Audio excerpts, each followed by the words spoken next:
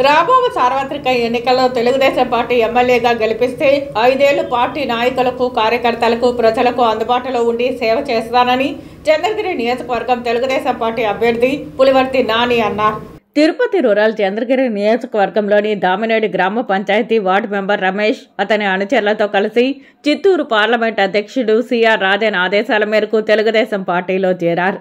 బుధవారం ward member Ramesh అతని అనుచరులతో కలిసి భారీ ఎత్తున యువతతో బైక్ ర్యాలీగా విచ్చేసి తన్నపల్లి వద్ద ఉన్న ప్రైవేట్ కళ్యాణ మండపంలో సుమారు 800 మందితో రమేష్ చంద్రగిరి ఎమ్మెల్యే అభ్యర్థి పులివర్తి నాని సమక్షంలో తెలుగుదేశం పార్టీ తీర్థం పుచ్చుకున్నారు. వీరికి పులివర్తి నాని కండువాల కప్పి పార్టీలోకి సాదరంగా ఆహ్వానించారు. ఈ సందర్భంగా చంద్రగిరి ఎమ్మెల్యే అభ్యర్థి పులివర్తి నాని మాట్లాడుతూ ప్రజలు, నాయకులు తనని ఆదరించి గెలిపించాలని కోరారు.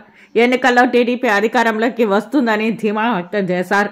తెలుగుదేశం పార్టీ అధికారంలోకి రాగానే పార్టీ నాయకులకు, కార్యకర్తలకు, ప్రజలకు న్యాయం చేస్తానని హామీ ఇచ్చారు.